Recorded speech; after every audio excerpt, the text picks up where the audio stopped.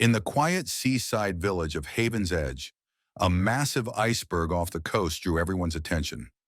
Locals, accustomed to occasional drift ice, gathered to observe.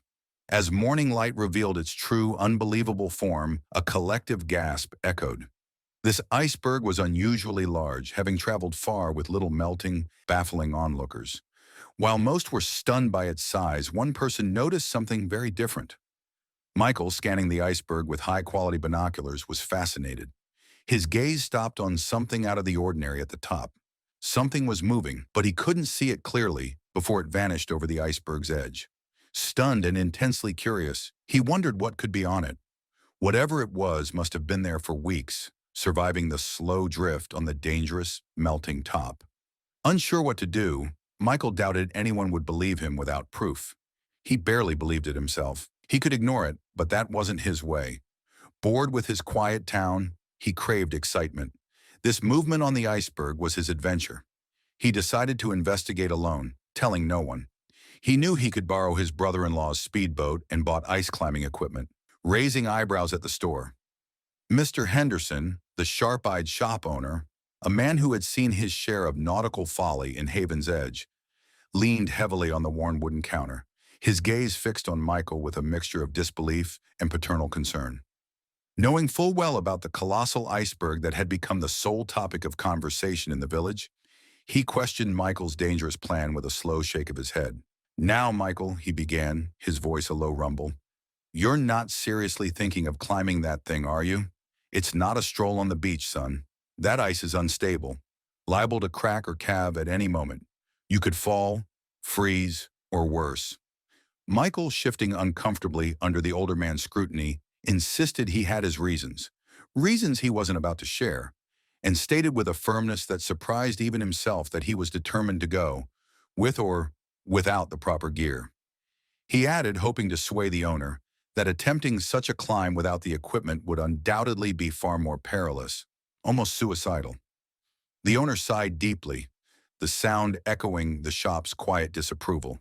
Eventually, with a reluctant nod and a muttered phrase about some folks having more bravery than sense, he sold Michael the ice axe, crampons, and rope. But his eyes, full of unspoken worry and clear reservations, followed Michael out of the door, a silent judgment hanging in the air. He clearly suspected this wasn't the last he'd hear of this particular endeavor. Michael quickly returned home, the newly acquired gear clinking softly in its canvas bag, a tangible symbol of his commitment. His small cottage, usually a haven of quiet routine, now felt charged with a nervous energy. He moved with a focused urgency, his mind already on the iceberg. He had already called his brother-in-law Mark, a good-natured soul who rarely questioned Michael's occasional eccentricities, and Mark, ever obliging, had confirmed he would leave the key in the speedboat's ignition, trusting the inherent honesty of Haven's Edge. Michael meticulously packed a small rucksack, a thermos of hot tea, a few high-energy bars, a waterproof jacket, and a compass just in case. As he was zipping up the rucksack, a final check of his mental list, and just as he was ready to sling it over his shoulder and head out to the boat moored in the harbor, a sharp, authoritative knock echoed from his front door. His heart gave a sudden, uncomfortable lurch. Peeking cautiously through the lace curtains of his front window, he saw the familiar blue and white markings of a police car parked directly in front of his small cottage. A cold dread washed over him. Michael immediately realized what must have happened. His stomach twisted with the certainty of it. The store owner, Mr. Henderson, his face a mask of civic duty overriding any personal reluctance, had surely called the police after their tense encounter at the store. They were now undoubtedly sending a unit to his house to either try to dissuade him from his foolhardy plan with stern warnings, or, if he proved obstinate, perhaps even arrest him altogether for endangering himself and potentially tying up emergency services. Michael had to make a decision, and it had to be made quick. The sensible, rational part of his brain, the part that usually governed his quiet life, screamed at him that it would be infinitely smarter, safer to just open the door, surrender himself, perhaps feign a change of heart, and give up on this wild, improbable adventure. But Michael did not want that, not at all. A fierce, almost desperate craving for the iceberg adventure, for the unknown, for something beyond the mundane, burned within him with an intensity that surprised him. He was ready, he realized with a jolt of clarity, to risk it all for it, for that one chance to uncover a mystery that felt uniquely his. As the police knocked again, Michael slipped out his back door, his heart racing. He knew Haven's Edge's hidden paths, moving quickly through shadows, adrenaline blurring caution with recklessness. His mind was fixed on uncovering the iceberg's secrets, the risk of police seeming insignificant. Michael moved through the town's alleys, every sound heightening his senses. The iceberg's mystery propelled him forward, turning the quiet town into a game of hide-and-seek. Emerging near the harbor, quiet in the early dawn, he scanned for his brother-in-law's boat. The harbor was eerily still. He approached the boat, a mix of fear and excitement. This journey could change everything. Reaching the boat, he listened, then silently untied the ropes. Glancing back at his town's silhouette, he quietly started the engine, realizing this journey might reveal secrets that could change his town forever. Michael steered the boat out of the harbor, staying close to shore to avoid patrols. Spotting a police boat's searchlight, he hid in an inlet until it passed, then guided his boat to open sea, the iceberg's silhouette beckoning. As Haven's Edge faded, Michael felt a surge of freedom. The open sea lay vast and uncharted. This was a quest for something extraordinary. His life wouldn't be the same. The sea's calm soon gave way to rolling waves and howling winds. His boat rocked, testing his resolve as he gripped the wheel. Spray crashing over him, his determination grew. He was venturing into the unknown. Alone in the vastness, Michael felt alive. The thrill of adventure filled him, a liberation from the mundane. As he neared the iceberg, its sheer size was overwhelming, a frozen titan exuding silent power, its surface a kaleidoscope of blues and whites. He felt unease mixed with wonder. Michael carefully maneuvered the Wanderer to a position he deemed safe yet close enough, then dropped anchor near the iceberg's towering, almost vertical facade. The heavy chain rattled loudly in the profound silence of the open sea, the sound echoing off the colossal wall of ice that loomed before him. This close, the iceberg was even more intimidating, its surface a chaotic tapestry of jagged ridges, smooth, polished faces, and deep, shadowy blue fissures that hinted at the immense pressures within. He gathered his climbing gear from the boat's small locker, the coiled nylon ropes, surprisingly light yet incredibly strong, the gleaming, sharp-toothed picks of his ice axes, the menacing array of spikes on his crampons. Each piece felt cold and purposeful in his hands. As he methodically donned his gear, strapping the crampons tightly over his sturdy boots, a drumbeat of mingled fear, anticipation, and a strange, exhilarating resolve. He knew, with a certainty that settled deep in his bones, that climbing this icy, unpredictable behemoth was not merely a physical endeavor. It was a profound test of courage, a direct confrontation with the raw power of nature and his own nagging self-doubts. He launched the small inflatable dinghy from the Wanderer, rowing the short distance to the base of the ice wall. The water here was unnervingly clear, revealing submerged portions of the iceberg, ghostly blue and immense. Reaching the edge, he secured the dinghy as best he could to a protruding spur of ice. He approached the vast, seemingly impenetrable wall of ancient ice, reaching out a gloved hand to touch its frigid surface. It felt impossibly hard, older than time itself, radiating a deep, penetrating cold that bit through his layers of clothing. Taking a deep, steadying breath that misted in the frigid air, he began his ascent. The very first swing of his ice axe felt momentous, a commitment made. The ice was treacherously slippery in places, coated with a thin, almost invisible film of meltwater, while in other sections it was brittle, shattering unpredictably under the impact of his tools. Every upward step was a hard-won battle, a careful calculation of balance, strength, and the ice's fickle temperament. He planted his ice axe firmly, listening for the reassuring thunk as it bit into solid ice, then pulled himself up cautiously, his movements economical, testing each hold before trusting it with his full weight. The initial slope, while challenging, soon gave way to an even steeper incline, forcing him to rely more heavily on his upper body strength, his arms and shoulders already beginning to burn with the strain.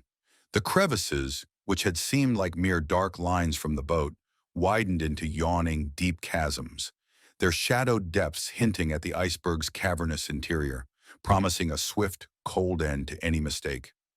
Michael maneuvered with intense focus through this evolving, icy labyrinth, choosing his path carefully, sometimes having to traverse sideways to find a safer route, his muscles straining and quivering with the sustained exertion.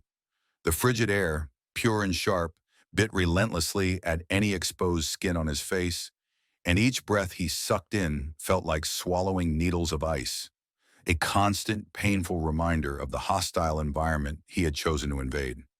Alone on the ice, the world below seemed distant. He reflected on his life in Haven's Edge, finding a strange peace. Each challenging step fueled his determination to discover what lay atop this frozen giant. He was a seeker of truths. Nearing the summit, Michael pondered his purpose. What started as a daring adventure was now a profound quest for understanding his own limits and desires. Perched on a ledge, he rested, the endless ice a white desert. He reflected on the allure of adventure, stepping beyond the known, confronting fears. Resuming his climb, he saw the summit through the mist. Excitement and apprehension filled him. The peak, once a distant goal, was now within reach. His heart raced with anticipation. What would he find? Standing at the summit, Michael saw a breathtaking, panoramic view of the endless ocean. Triumph at reaching the peak was tinged with disappointment. The barren expanse of ice seemed devoid of answers. His achievement felt hollow. Surveying the area, he noticed subtle footprints, recent and barely discernible. Intrigue replaced disappointment. Who could be here? Exploring further, he found a discarded rope, scattered tools, and a makeshift shelter, partially buried in snow. Each discovery deepened the mystery. The clues raised more questions. The footprints, tools, and shelter suggested a purposeful presence. What purpose could someone have here?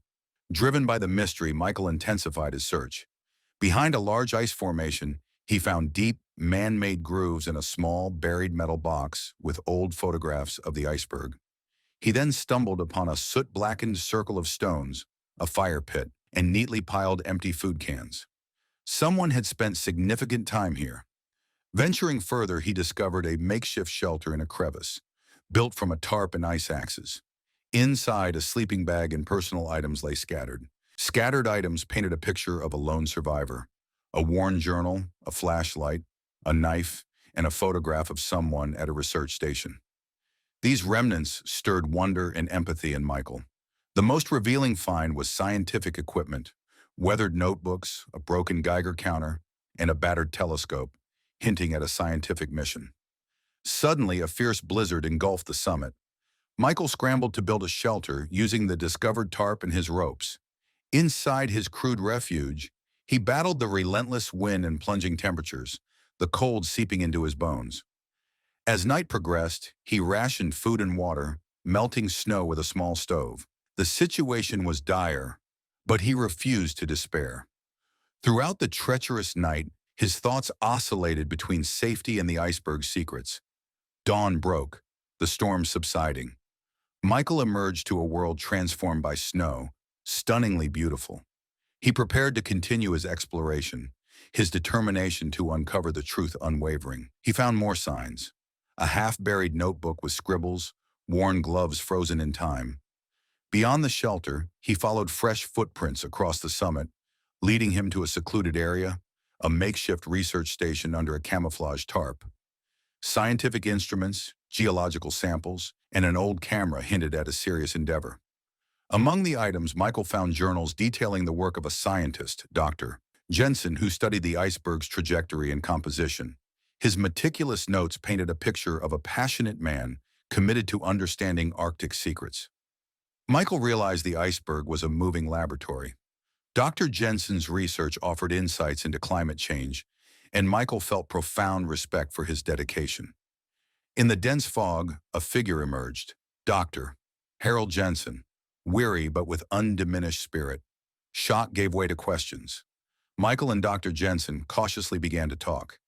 Initially wary, Dr. Jensen slowly lowered his guard as Michael shared his story. A mutual respect formed. As fog lifted, Dr. Jensen shared his story, his research being stranded by a storm, and his fight for survival, a tale of resilience and passion. Michael listened, captivated. Sitting amidst the ice, they realized their shared predicament.